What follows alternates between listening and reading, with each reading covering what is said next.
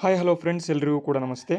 ಇವತ್ತಿನ ಒಂದು ವಿಡಿಯೋದಲ್ಲಿ ನಾವು 11, 12, 13 ಮತ್ತು 14 4 ದಿನದ ಒಂದು ಪ್ರಚಲಿತ ಘಟನೆಗಳನ್ನು ಈ ಒಂದು ವಿಡಿಯೋದಲ್ಲಿ ನಾವು ತಿಳ್ಕೊಳ್ತಾ ಹೋಗೋಣ.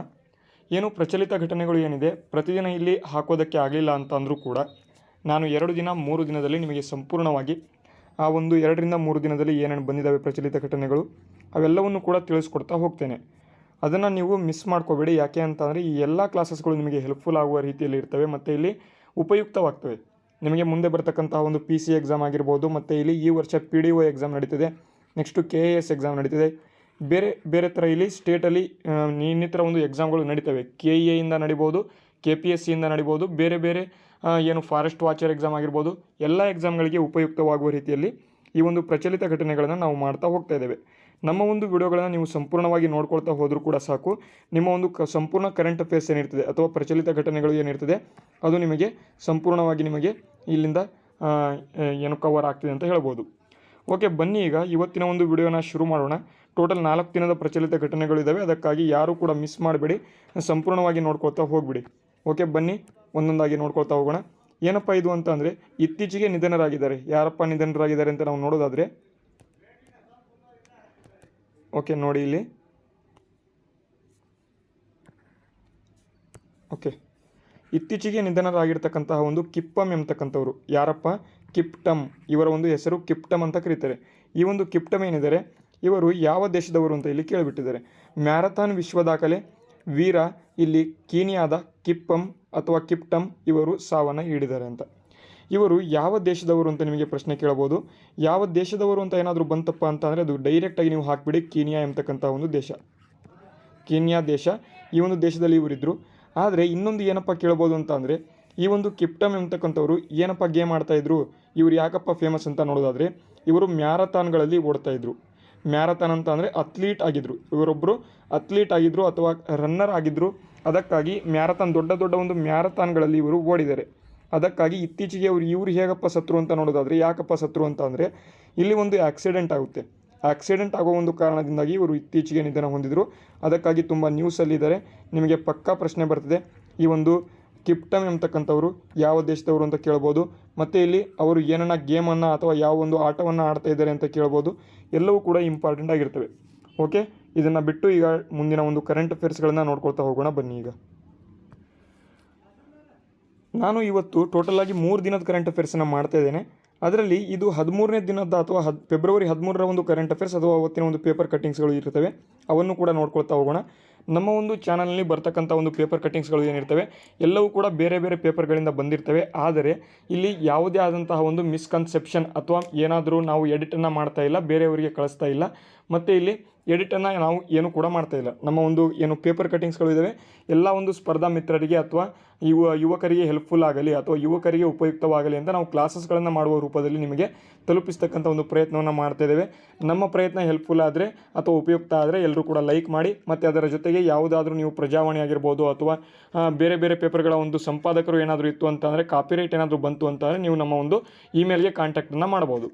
ನಮ್ಮ ಒಂದು ಅಬೌಟ್ ಪೇಜಲ್ಲಿ ಇಮೇಲ್ ಇರ್ತದೆ, ಅದಕ್ಕೆ ಕಾಂಟ್ಯಾಕ್ಟ್ ಮಾಡಿ ನೀವು ಮಾಹಿತಿಗಳನ್ನು ಪಡ್ಕೋಬೋದಾಗಿರ್ತದೆ. ಇದು ಎಲ್ಲರಿಗೂ ಕೂಡ ಉಪಯುಕ್ತವಾಗುವ ಒಂದು ರೀತಿಯಲ್ಲಿದೆ. ಅದಕ್ಕಾಗಿ ನಾನು ಈ ಒಂದು ವಿಡಿಯೋಗಳನ್ನು ಮಾಡ್ತಾ ಹೋಗ್ತಾ ಇದ್ದೇನೆ.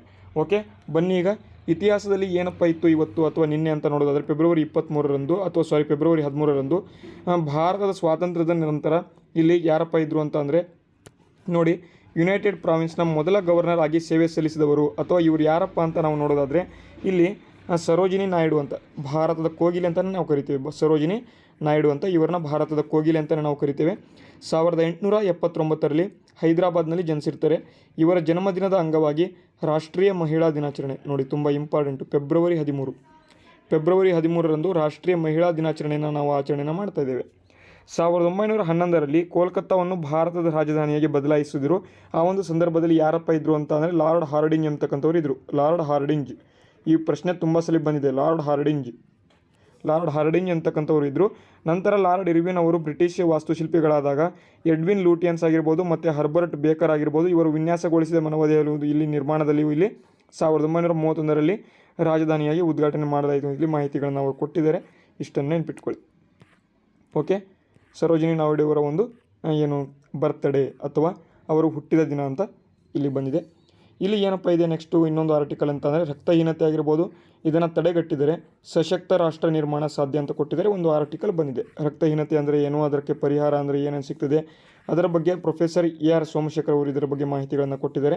ಈ ಒಂದು ಏನು ಆರ್ಟಿಕಲ್ ಇದೆ ಡೈರೆಕ್ಟಾಗಿ ಟೆಲಿಗ್ರಾಮ್ಗೆ ಹೋಗಿ ಅಲ್ಲಿ ನಿಮಗೆ ಮಾಹಿತಿ ಸಿಗ್ತದೆ, ಅಲ್ಲಿಂದ ನೀವು ಓದ್ಕೋಬೋದಾಗಿರ್ತದೆ. ಇಂಪಾರ್ಟೆಂಟ್ ಆರ್ಟಿಕಲ್ಗಳನ್ನು ಕ್ಲಾಸಸ್ಗಳಲ್ಲಿ ನಿಮಗೆ ತಿಳಿಸ್ಕೊಡ್ತಾ ಹೋಗ್ತೇನೆ. ಅದಾದ ಬಳಿಕ ನಿಮಗೆ ಡೈರೆಕ್ಟಾಗಿ ನೀವು ಓದ್ಕೊಳ್ತಕ್ಕಂಥ ಒಂದು ಆರ್ಟಿಕಲ್ ಏನಿರ್ತವೆ ಅವನ್ನ ಡೈರೆಕ್ಟಾಗಿ ನೀವು ಓದ್ಕೋಬೋದಾಗಿರ್ತದೆ. ಓಕೆ, ಇವೆಲ್ಲ ಆರ್ಟಿಕಲ್ಗಳನ್ನು ಓದ್ಕೊಳ್ಳಿ, ಟೆಲಿಗ್ರಾಮಲ್ಲಿ ನಿಮಗೆ ಮಾಹಿತಿ ತಿಳಿಸಿರ್ತೇನೆ. ಓಕೆ, ಬನ್ನಿ ನೋಡಿ. ಇತ್ತೀಚೆಗೆ ಸುದ್ದಿಯಲ್ಲಿ ಕಂಡುಬಂದಂತಹ ಒಂದು Deenbandhu Chhotu Ram thermal power plant, Deenbandhu Chhotu Ram thermal power plant ಏನಿದೆ ಇದು ಯಾವ ದೇಶದಲ್ಲಿದೆ ಅಂತ. ಇದು ಇತ್ತೀಚೆಗೆ ನ್ಯೂಸಲ್ಲಿ ಇದೆ. ಯಾಕಪ್ಪ ನ್ಯೂಸಲ್ಲಿ ಇದೆ ಅದನ್ನು ನೋಡೋಣಂತೆ. Deenbandhu Chhotu Ram thermal power plant ಏನಿದೆ ಇದು ಯಾವ ದೇಶದಲ್ಲಿದೆ ಅಂತ ಇವರು ಕೇಳಿಬಿಟ್ಟಿದ್ದಾರೆ. ಅದಕ್ಕಾಗಿ ಇಲ್ಲಿ ಪ್ರಶ್ನೆ ಬಂದುಬಿಟ್ಟಿದೆ. ಇದು ಹರಿಯಾಣ ಏನು ರಾಜ್ಯದಲ್ಲಿ ಇರ್ತಕ್ಕಂಥದ್ದು, ಅದೇ ರೀತಿ ಕರ್ನಾಟಕ ಇಲ್ಲಿ ಭಾರತ ದೇಶದಲ್ಲಿ ಇದೆ, ಇಲ್ಲಿ ಮತ್ತು ಹರಿಯಾಣ ರಾಜ್ಯದಲ್ಲಿ ಇದೆ. Chhotu Ram thermal power plant ಎಂಬತಕ್ಕಂಥದ್ದು, Chhotu Ram thermal power plant ಎಂಬತಕ್ಕಂಥದ್ದು ಇದು ಹರಿಯಾಣದಲ್ಲಿ ಇರತಕ್ಕಂಥದ್ದು. ಪ್ರಶ್ನೆ ಬರ್ತದೆ.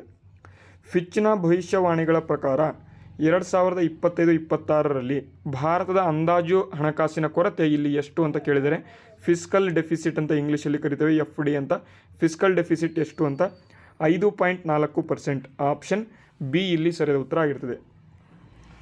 ಮುಂದಿನ ಒಂದು ಈ ಪ್ರಶ್ನೆ ನೋಡೋದಾದರೆ, ಇತ್ತೀಚೆಗೆ ಸುದ್ದಿಯಲ್ಲಿ ಕಂಡು ಬಂದಿರತಕ್ಕಂತಹ ಒಂದು ಸೇಫಾಯಿ ಜಾಲ ನೋಡಿ, ಸೇಫಾಯಿ ಜಾಲ ಎಂಬತಕ್ಕಂಥದ್ದು, ಸೇಫಾಯಿ ಜಾಲ ವನ್ಯಜೀವಿ ಅಭಯಾರಣ್ಯ ಏನಿದೆ ಇದು ಯಾವ ರಾಜ್ಯದಲ್ಲಿದೆ?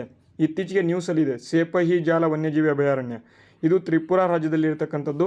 ಆಪ್ಷನ್ C ಇಲ್ಲಿ ಸರಿಯಾದ ಉತ್ತರ ಆಗಿರ್ತದೆ.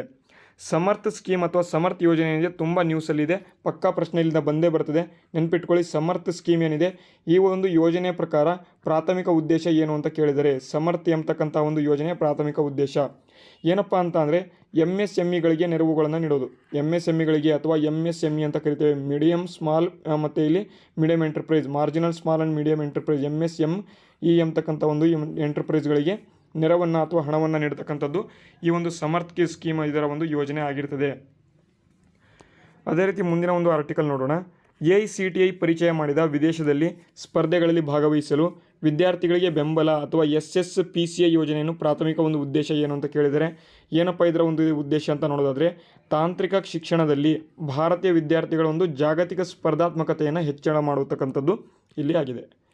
ಅದೇ ರೀತಿ ಮುಂದಿನ ಪ್ರಶ್ನೆ, ಕೆಳಗಿನವುಗಳಲ್ಲಿ ಯಾವ ಒಂದು ದೇಶವು ವಿಶ್ವದಲ್ಲಿಯೇ ಅತಿ ಹೆಚ್ಚು ಆಹಾರ ಭದ್ರತೆಯನ್ನು ಹೊಂದಿದೆ ಅಂತ ಕೇಳಿದರೆ, ಆಹಾರ ಭದ್ರತೆಯನ್ನು ಹೊಂದಿರತಕ್ಕಂತಹ ಒಂದು ಕೆಳಗಿನ ಒಂದು ಯಾವ ದೇಶ ಅತ್ಯಂತ ಪ್ರಥಮ ಸ್ಥಾನದಲ್ಲಿ ಅಂತ ಕೇಳಿದರೆ, ಇರಾನ್ ಎಂಬತಕ್ಕಂಥ ಒಂದು ದೇಶ, ಇರಾನ್ ಎಂಬತಕ್ಕಂಥ ದೇಶ ಅತಿ ಹೆಚ್ಚು ಆಹಾರ ಭದ್ರತೆಯನ್ನು ಇಲ್ಲಿ ಹೊಂದಿದೆ. ನೆಕ್ಸ್ಟು ಮುಂದಿನ ಪ್ರಶ್ನೆ, ವಾಮನ್ ವೃಕ್ಷಕಾಲ ಎಂಬತಕ್ಕಂತಹ ಒಂದು ಪುಸ್ತಕ, ವಾಮನ್ ವೃಕ್ಷಕಾಲ ಎಂಬತಕ್ಕಂತಹ ಒಂದು ಪುಸ್ತಕ ಇದನ್ನು ಬರೆದವರು ಯಾರು ಅಂತ ಕೇಳಿದರೆ, ಇಲ್ಲಿ PSS ಪಿಳ್ಳೈ ಎಂಬತಕ್ಕಂಥವ್ರು ಇದ್ದಾರೆ ನೋಡಿ. PSS ಪಿಳ್ಳೈ ಎಂಬತಕ್ಕಂಥವ್ರು ಈ ಒಂದು ಪುಸ್ತಕವನ್ನು ಬರೆದಿರ್ತಾರೆ, ಅದಕ್ಕಾಗಿ ಇಲ್ಲಿ ನ್ಯೂಸಲ್ಲಿ ಇದ್ದಾರೆ. ಮುಂದಿನ ಒಂದು ಏನು ಪ್ರಶ್ನೆ ನೋಡಿ, ಪ್ರಳಯ್ ಎಂಬತಕ್ಕಂಥ ಒಂದು ಕ್ಷಿಪಣಿ ನೋಡಿ, ಪ್ರಳಯ್ ಎಂಬತಕ್ಕಂಥ ಒಂದು ಕ್ಷಿಪಣಿ ಏನಿದೆ ಇದಕ್ಕೆ ಸಂಬಂಧ ಹೊಂದಿದಂತೆ ಕೆಳಗಿನ ಯಾವ ಹೇಳಿಕೆಗಳು ಇಲ್ಲಿ ತಪ್ಪಾಗಿವೆ ಅಂತ ಇಲ್ಲಿ ಕೇಳಿದರೆ, ಇದನ್ನು DRDO ಅಭಿವೃದ್ಧಿಪಡಿಸಿದೆ ಅಂತ ಕೊಟ್ಟಿದ್ದಾರೆ. ಇದು ಅಲ್ಪ ಶ್ರೇಣಿಯ ಒಂದು ಮತ್ತು ಭೂಮಿಯ ಒಂದು ವಾಯು ಕ್ಷಿಪಣಿಯಾಗಿದೆ ಅಂತ ಕೊಟ್ಟಿದ್ದಾರೆ. ಇದರ ವ್ಯಾಪ್ತಿ 300ರಿಂದ 500 ಕಿಲೋಮೀಟರ್ ಇರ್ತದೆ ಅಂತ ಕೊಟ್ಟಿದ್ದಾರೆ. ಇಲ್ಲಿ ಎಲ್ಲ ಹೇಳಿಕೆಗಳು ಸರಿ ಇದ್ದಾವೆ ಅಂತ ಕೊಟ್ಟಿದ್ದಾರೆ. ಇಲ್ಲಿ ಎರಡನೇ ಹೇಳಿಕೆ ಇದೆ ನೋಡಿ, ಇದು ಅಲ್ಪ ಮತ್ತು ಶ್ರೇಣಿಯ ಒಂದು ಭೂಮಿಯಿಂದ ವಾಯು ಕ್ಷಿಪಣಿಯಾಗಿದೆ ಅಂತ, ಇದು ತಪ್ಪಾಗಿರ್ತಕ್ಕಂಥದ್ದು. ಹಾಗಾಗಿ ಆಪ್ಷನ್ B ಇಲ್ಲಿ ಸರಿಯಾದ ಉತ್ತರ ಆಗಿದೆ. ಮಿತ್ರಶಕ್ತಿ ಎಂಬತಕ್ಕಂಥದ್ದು ನೋಡಿ, ತುಂಬ ಇಂಪಾರ್ಟೆಂಟು. ಮಿತ್ರಶಕ್ತಿ 2023 ಈ ಒಂದು ವ್ಯಾಯಾಮ ಏನಿದೆ ಈ ಕೆಳಗಿನ ಯಾವ ದೇಶದ ನಡುವೆ ಇಲ್ಲಿ ಜಂಟಿ ಮಿಲಿಟರಿ ವ್ಯಾಯಾಮ ಆಗಿದೆ ಅಂತ. ಮಿತ್ರಶಕ್ತಿ ಎಂಬತಕ್ಕಂಥದ್ದು ಯಾವ ಎರಡು ದೇಶಗಳ ನಡುವೆ ಜಂಟಿ ಮಿಲಿಟರಿ ಏನು ವ್ಯಾಯಾಮ ಆಗಿದೆ ಅಂತ ಕೇಳಿದರೆ, ಪಕ್ಕಾ ಪ್ರಶ್ನೆ ಇದೇ ರೀತಿ ಬರ್ತದೆ. ಮಿತ್ರಶಕ್ತಿ 2023 ಯಾವ ಎರಡು ದೇಶಗಳ ನಡುವೆ ಬಂತು ಅಂತ. ಭಾರತ ಮತ್ತು ಶ್ರೀಲಂಕಾ ನೋಡಿ, ಭಾರತ ಮತ್ತು ಶ್ರೀಲಂಕಾ ಈ ಒಂದು ಎರಡೂ ದೇಶಗಳ ನಡುವೆ ಈ ಒಂದು ಮಿತ್ರಶಕ್ತಿ ಎಂಬತಕ್ಕಂಥ ಒಂದು ಜಂಟಿ ಮಿಲಿಟರಿ ವ್ಯಾಯಾಮ ಆಗಿದೆ, ಹಾಗಾಗಿ ನೆನ್ಪಿಟ್ಕೊಳ್ಳಿ. ಮುಂದಿನ ಆರ್ಟಿಕಲ್ ನೋಡಿ, ಕೆಳಗಿನವುಗಳಲ್ಲಿ ಯಾವ ಒಂದು ವಿಶ್ವವಿದ್ಯಾಲಯ ಏನಿದೆ 2025 ವೇಳೆಗೆ ಬೆಂಗಳೂರಿನಲ್ಲಿ ತನ್ನ ಒಂದು ಸ್ವತಂತ್ರ ಕ್ಯಾಂಪಸ್ಸನ್ನು ಸ್ಥಾಪನೆ ಮಾಡ್ತದೆ ಅಂತ ಕೊಟ್ಟಿದ್ದಾರೆ. ಸ್ವತಂತ್ರ ಕ್ಯಾಂಪಸ್ಸನ್ನು ಯಾವುದು ಸ್ಥಾಪನೆ ಮಾಡುತ್ತೆ ಅಂತ ಕೊಟ್ಟಿದ್ದಾರೆ. ವೆಸ್ಟರ್ನ್ ಸಿಡ್ನಿ ವಿಶ್ವವಿದ್ಯಾಲಯ ನೋಡಿ, ತುಂಬ ಇಂಪಾರ್ಟೆಂಟು. ವೆಸ್ಟರ್ನ್ ಸಿಡ್ನಿ ವಿಶ್ವವಿದ್ಯಾಲಯ ಕ್ಯಾಂಪಸ್ಸನ್ನು ಇಲ್ಲಿ ಸ್ಥಾಪನೆ ಮಾಡ್ತದೆ. ನೆಕ್ಸ್ಟು ಮುಂದಿನ ಏನು ಪ್ರಶ್ನೆ ಇದೆ, ಈ ಕೆಳಗಿನ ಒಂದು ಯಾವ ಹೇಳಿಕೆಗಳು ಸರಿ ಆಗಿವೆ ಅಂತ ಕೊಟ್ಟಿದ್ದಾರೆ. ಇಲ್ಲಿ ಕೋರಿಯೋಲಿಸ್ ಬಲದಿಂದಾಗಿ ಉತ್ತರ ಗೋಳಾರ್ಧದಲ್ಲಿ ಗಾಳಿಯು ಬಲಭಾಗಕ್ಕೆ ತಿರುಗ್ತದೆ. ನೋಡಿ ಫ್ಯಾರಲ್ನ ಒಂದು ನಿಯಮ, ಫೆರಲ್ನ ನಿಯಮ ಏನಿದೆ ಈ ರೀತಿಯಾಗಿರ್ತದೆ. ಫೆರಲ್ನ ನಿಯಮ ಈ ರೀತಿಯಾಗಿ ಫೆರಲ್ನ ನಿಯಮ ಹೇಳ್ತದೆ. ಇದು ಭೂಮಿ ಅಂತ ಅಂದರೆ ಇದು ಒಂದು ಫೆರಲ್ನ ನಿಯಮ, ಇದು ಈಕ್ವೇಟರ್ ಅಂತ ಕರಿತೇವೆ. ಈ ಒಂದು ಉತ್ತರ ಗೋಳಾರ್ಧದಲ್ಲಿ ಬಲಭಾಗದಲ್ಲಿ ತಿರುಗಿದರೆ ದಕ್ಷಿಣ ಗೋಳಾರ್ಧದಲ್ಲಿ ಎಡಭಾಗದಲ್ಲಿ ತಿರುಗಿದೆ. ಇದನ್ನು ನೆನ್ಪಿಟ್ಕೊಳ್ಳಿ, ಎಸ್ ಅಂತ ನೀವು ನೆನ್ಪಿಟ್ಕೊಳ್ಳಿ. ಮತ್ತು ಇಲ್ಲೊಂದು ಗೀಟ್ ಹಾಕ್ಬಿಡಿ, ಇದನ್ನು ಈಕ್ವೇಟರ್ ಅಂತ ಕರೆದು ಬಿಡ್ತೇವೆ. ಈಕ್ವೇಟರ್ ಇದು ಈ ಕಡೆ ಹೋಗ್ತದೆ ಗಾಳಿ, ಇದು ಈ ಕಡೆ ಹೋಗ್ತದೆ ಗಾಳಿ. ಓಕೆ, ಇಷ್ಟನ್ನು ನೆನ್ಪಿಟ್ಕೊಳ್ಳಿ. ಇದೆ ಇಲ್ಲಿ ಸರಿಯಾದ ಉತ್ತರ ಆಗಿದೆ. ಓಕೆ, ಮುಂದಿನ ಒಂದು ಆರ್ಟಿಕಲ್ಸ್ಗಳನ್ನು ನೋಡ್ಕೊಳ್ತಾ ಹೋಗೋಣ. ನೋಡಿ, ಭಾರತದ UPI ಶ್ರೀಲಂಕಾ ಮಾರಿಷಸ್ಗೂ ಇಲ್ಲಿ ವಿಸ್ತರಣೆ ಅಂತ ಕೊಟ್ಟಿದ್ದಾರೆ. ತುಂಬ ಇಂಪಾರ್ಟೆಂಟು. ಮಾರಿಷಸ್ ಮತ್ತು ಶ್ರೀಲಂಕಾಗೂ ಕೂಡ ಭಾರತದ ಒಂದು UPI ಹೋಗಿಬಿಡ್ತು. ಎಲ್ಲಪ್ಪ ಮೊದಲು ಹೋಗಿದ್ದು ಅಂತ ನೋಡೋದಾದರೆ ಭೂತಾನ್ ಎಂಬತಕ್ಕಂಥ ಒಂದು ದೇಶಕ್ಕೆ. ಭೂತಾನ್ ದೇಶಕ್ಕೆ ಭಾರತದ ಮೊದಲ ಒಂದು ಏನು UPI ಇದೆ ಅವರು ಹೊಡೆಸ್ಕೊಂಡ್ರು. ನೆಕ್ಸ್ಟು ರಷ್ಯಾಗೆ ಹೋಯಿತು, ಬೇರೆ ಬೇರೆ ದೇಶಗಳಿಗೆ ಹೋಯಿತು. ರಷ್ಯಾಗೆ ಯಾಕಪ್ಪ ಹೋಯಿತು ಅಂತ, ರಷ್ಯಾ ಮತ್ತು ಉಕ್ರೇನ್ ಏನು ಜಗಳ ಆಡ್ತಾ ಇದ್ದಾರೆ ಅಥವಾ ಅವರು ಏನು ವಾರ್ ನಡೀತಿದೆ, ಯುದ್ಧ ನಡೀತಿದೆ. ಆ ಒಂದು ಯುದ್ಧ ನಡೆಯೋ ಕಾರಣದಿಂದಾಗಿ ಇಲ್ಲಿ US ಅಥವಾ ಯುನೈಟೆಡ್ ಸ್ಟೇಟ್ಸ್ ಅಥವಾ ಅಮೇರಿಕಾ ಅವರ ಮೇಲೆ ಸ್ಯಾಂಕ್ಷನನ್ನು ಹಾಕಿದರು. ಅವರು ಇನ್ನು ಮುಂದೆ ಡಾಲರ್ನಲ್ಲಿ ಅವರು ಏನು ಇಲ್ಲಿ ತೆಗೆದುಕೊಳ್ಳುವಂತಿಲ್ಲ ಅಥವಾ ಡಾಲರ್ನನ್ನು ಯೂಸ್ ಮಾಡುವಂತಿಲ್ಲ ಅಂತ ಅವ್ರು ಹಾಕಿಬಿಟ್ರು. ಅದಕ್ಕಾಗಿ UPI ನಮಗೆ ಹೆಲ್ಪ್ಫುಲ್ ಆಯಿತು. Unified payment interface. ನಾವು ಇನ್ನು ಮುಂದೆ ರಷ್ಯಾ ಮತ್ತು ಇಂಡಿಯಾನ ಒಂದು ಮಧ್ಯದಲ್ಲಿ ರೂಪೀಸ್ಗಳಲ್ಲೇ ನಾವು ಹಣವನ್ನು ಇಲ್ಲಿ ವರ್ಗಾವಣೆ ಆಗಿರ್ಬೋದು ಅಥವಾ ಎಲ್ಲವನ್ನು ಕೂಡ ರೂಪೀಸ್ಗಳಲ್ಲೇ ನಾವು ಮಾಡ್ತಾಯಿದ್ದೇವೆ. ಇದನ್ನು ನೆನ್ಪಿಟ್ಕೊಳ್ಳಿ. ಇಲ್ಲಿ ಈಗ ನೆಕ್ಸ್ಟು ಎಲ್ಲೆಲ್ಲಿ ಹಾಕಿದ್ದಾರೆ ಅಂತಂದರೆ ಮತ್ತು ಮಾರಿಷಿಯಸ್ ಎಂತಕ್ಕಂಥ ಒಂದು ದೇಶ, ಶ್ರೀಲಂಕಾ ದೇಶ, ಈ ಒಂದು ಎರಡು ದೇಶಗಳಲ್ಲಿ ಮತ್ತೆ ವಿಸ್ತರಣೆಯನ್ನು ಮಾಡ್ಕೊಂಡಿದ್ದಾರೆ. ಇದರ ಬಗ್ಗೆ ಇಲ್ಲಿ ಮಾಹಿತಿ ಇಲ್ಲಿ ಬಂದಿದೆ. ನೋಡಿ, ಇಲ್ಲಿ ಈ ಒಂದು UPIಗೆ ಪ್ರಸ್ತುತವಾಗಿ ಟೋಟಲ್ ಆಗಿ 7 ರಾಷ್ಟ್ರಗಳು ಇಲ್ಲಿ ಮಾನ್ಯತೆಯನ್ನು ನೀಡಿಕೊಂಡಿದ್ದಾವೆ. ಶ್ರೀಲಂಕಾ ಮತ್ತು ಮಾರಿಷಸ್ನಲ್ಲಿ ಭಾರತೀಯ ಒಂದು ಪ್ರವಾಸಿಗರು ಇನ್ನು ಮುಂದೆ UPI ಮೂಲಕ ಹಣವನ್ನು ಇಲ್ಲಿ ಪಾವತಿ ಮಾಡ್ಬೋದು. ಓಕೆ, ತಮಿಳುನಾಡಿಗೆ 2.5 TMC ನೀರು ಅಂತ ಕೊಟ್ಟಿದ್ದಾರೆ. ಏನು ಮಹದಾಯಿ ಎಂಬತಕ್ಕಂಥ ಒಂದು ಏನು ಮಹದಾಯಿ ಇದೆ, ಮಹದಾಯಿ ಇದು ಕರ್ನಾಟಕ ಮತ್ತು ತಮಿಳುನಾಡಿಗೆ ಸಂಬಂಧಪಟ್ಟಿರ್ತಕ್ಕಂಥ ಒಂದು ಯೋಜನೆ ಆಗಿರ್ತಕ್ಕಂಥದ್ದು ಈ ಒಂದು ಮಹದಾಯಿ ಯೋಜನೆ.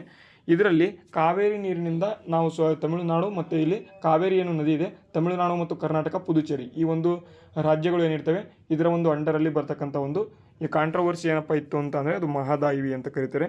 ಅದೇನಾದರೂ ಮಾಂಡೋವಿ ಅಂತ ಕರೆದ್ರೆ ಇಲ್ಲಿ ಏನು ಕರ್ನಾಟಕ, ಮಹಾರಾಷ್ಟ್ರ, ಗೋವಾ ಅಂತ ಕರಿತೇವೆ. ಮಾಂಡೋವಿ ನದಿ ಅಥವಾ ಏನು ನದಿ ಇದೆ, ಈ ಒಂದು ಮಾಂಡೋವಿ ಕಳಸಾ ಬಂಡೂರಿ ಯೋಜನೆ ಇದೆ, ಅದಕ್ಕೆ ಸಂಬಂಧ ಹೊಂದಿರ್ತದೆ.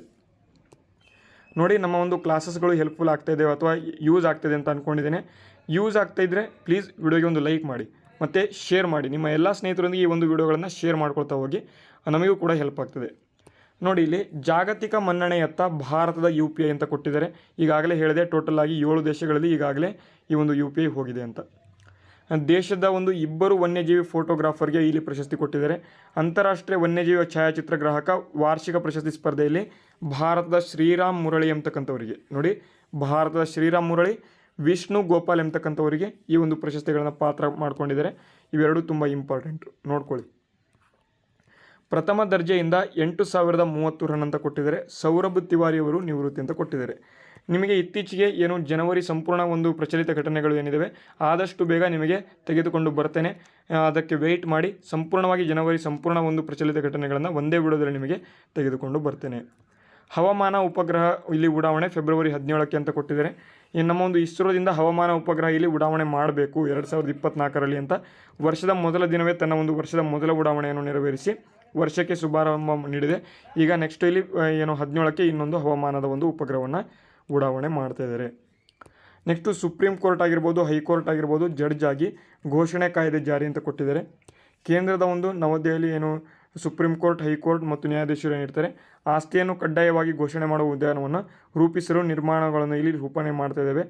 ಆ ಥರ ಇಲ್ಲಿ ಸಂಸದೀಯ ಒಂದು ಸಮಿತಿಗೆ ಇಲ್ಲಿ ತಿಳಿಸ್ಕೊಟ್ಟಿದೆ. ನೋಡಿ, ನೆಕ್ಸ್ಟ್ ಇಲ್ಲಿ UAE ಮೊದಲ ಒಂದು ಹಿಂದೂ ದೇಗುಲಕ್ಕೆ ನಾಳೆ ಪ್ರಧಾನಿ ನರೇಂದ್ರ ಮೋದಿ ಚಾಲನೆ, ಅಂದರೆ ಇವತ್ತು ಆಗಿದೆ. UAE ಅಥವಾ ಯುನೈಟೆಡ್ ಅರಬ್ ಎಮಿರೇಟ್ಸ್ ಅಂತ ಎಂಬತಕ್ಕಂಥ ಒಂದು ದೇಶ ಏನಿದೆ, ಅಥವಾ ನೀವು ದುಬೈ ಅಂತ ಎಲ್ಲರೂ ಕೂಡ ಕರೆದಿರ್ತೀರ. ಈ ಒಂದು ದುಬೈ ಏನಿದೆ ದೇಗುಲ ಇದೆ, ಅದಕ್ಕೆ ಅಲ್ಲೂ ಒಂದು ದೇಗುಲವನ್ನು ಕಟ್ಟಿದ್ದಾರೆ. ಅದು ಯಾವ ರೀತಿ ಇದೆ ಅಂತ ಅಂದರೆ ಈ ರೀತಿಯಾಗಿದೆ. ಇದು ದುಬೈನಲ್ಲಿ ಕಟ್ಟಿರ್ತಕ್ಕಂಥ ಒಂದು ದೇಗುಲ. ಎಷ್ಟು ಚೆನ್ನಾಗಿದೆ ನೋಡಿ, ಇಲ್ಲಿ ದುಬೈನಲ್ಲಿ ಕಟ್ಟಿರ್ತಕ್ಕಂಥ ಒಂದು ದೇಗುಲ ಇದು ಯುನೈಟೆಡ್ ಅರಬ್ ಎಮಿರೇಟ್ಸ್ ಅಥವಾ ದುಬೈನಲ್ಲಿ ನಿರ್ಮಾಣಗೊಂಡಿರ್ತಕ್ಕಂಥ ಒಂದು ದೇಶದ ಮೊದಲ ಹಿಂದೂ ದೇವಸ್ಥಾನವನ್ನು ಪ್ರಧಾನಿ ನರೇಂದ್ರ ಮೋದಿ ಅವರು ಇಲ್ಲಿ ಫೆಬ್ರವರಿ 14ರಂದು ಉದ್ಘಾಟನೆ ಮಾಡಿದ್ದಾರೆ. ಈ ಹಿನ್ನೆಲೆಯಲ್ಲಿ ಫೆಬ್ರವರಿ 13 ಮತ್ತು 14ರಂದು 2 ದಿನಗಳ ಕಾಲ ಇಲ್ಲಿ UAE ಪ್ರವಾಸ ಅವರು ಕೈಗೊಂಡಿದ್ದಾರೆ. ಅದರ ಬಗ್ಗೆ ಮಾಹಿತಿ ಗೊತ್ತಿರಲಿ. ಇದು ಎಲ್ಲಿದೆ ಅಂತಾನೆ ಅಬುಧಾಬಿಯಲ್ಲಿ ಇರತಕ್ಕಂಥದ್ದು ಮಾಹಿತಿ ಗೊತ್ತಿರಲಿ. ಮತ್ತು ಥಂಬ್ನೇಲ್ ಆರ್ಟಿಕಲ್ಗಳನ್ನು ಈಗಾಗಲೇ ಹೇಳಿದ್ದೇನೆ. ಮ್ಯಾರಥಾನ್ ವಿಶ್ವ ದಾಖಲೆ ವೀರ ಕೀನ್ಯಾದ ಒಂದು ಕಿಪ್ಟಮ್ ಎಂಬತಕ್ಕಂಥವರು ಸಾವನ್ನು ಹೊಂದಿದ್ದಾರೆ, ಆಕ್ಸಿಡೆಂಟ್ ಆಗಿ ಸಾವನ್ನು ಹೊಂದ್ಕೊಂಡಿದ್ದಾರೆ. ಅದರ ಬಗ್ಗೆ ಮಾಹಿತಿ ಗೊತ್ತಿರಲಿ. ಇವರ ಬಗ್ಗೆ ನಿಮಗೆ ಪ್ರಶ್ನೆ ಬರ್ಬೋದು. ಓಕೆ, ಇದಾಗಿದ್ದು ಈ ಒಂದು 4 ದಿನದ ಒಂದು ಕರೆಂಟ್ ಅಫೇರ್ಸ್. ಈ ಒಂದು ವಿಡಿಯೋ ಹೆಲ್ಪ್ಫುಲ್ ಆಗಿದ್ದರೆ ವಿಡಿಯೋಗೆ ಒಂದು ಲೈಕ್ ಮಾಡಿ, ಶೇರ್ ಮಾಡಿ, ಸಬ್ಸ್ಕ್ರೈಬ್ ಆಗಿಲ್ಲ ಅಂದರೆ ಸಬ್ಸ್ಕ್ರೈಬ್ ಕೂಡ ಮಾಡ್ಕೋಬೋದು. ವಿಡಿಯೋನ ಮುಗಿಸ್ತಾ ಇದ್ದೇನೆ. ಜೈ ಹಿಂದ್, ವಂದೇ ಮಾತರಂ.